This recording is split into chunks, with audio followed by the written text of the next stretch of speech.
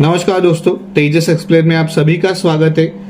बात करेंगे पाकिस्तान से। जी हाँ, पाकिस्तान गवर्नमेंट ने former army officer major retired Adil Raja को शेड्यूल 4 के अंदर टेररिस्ट डिक्लेयर किया है।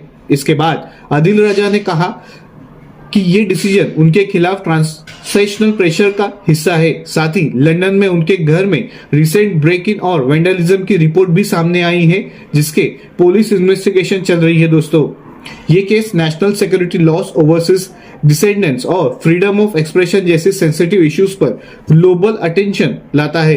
आदिल राजा के लीगल स्टेटस पर इंपैक्ट पड़ता है और यूके पुलिस के थ्रू इन्वेस्टिगेशन कंटिन्यू रहेगी, जबकि पाकिस्तान गवर्नमेंट के डिसीजन पर इंटरनेशनल स्कर्निटी बढ़ सकती है।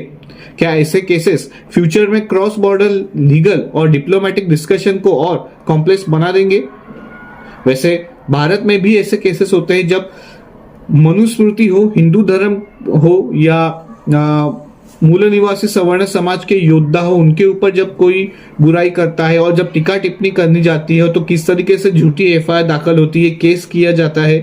तो ये भी मुझे लगता है सामने आना चाहिए मामला और हाईलाइट होना चाहिए पूरे दुनिया भर में।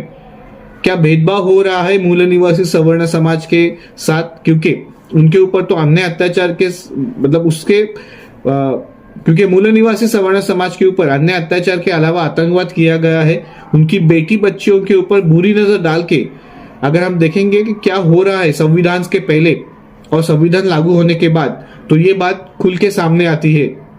चाहे वो फोर्सफुली इंटरकास्ट मैरिजेस हो, फोर्सफुली इंटररिलीजियस मैरिजेस हो, या rape, gang rape, murder, acid attack, blackmailing, threat of death हो, या ऑल इविल क्राइम्स हो, जो मूल निवासी सवर्ण समाज के साथ आज भी हो रहे हैं।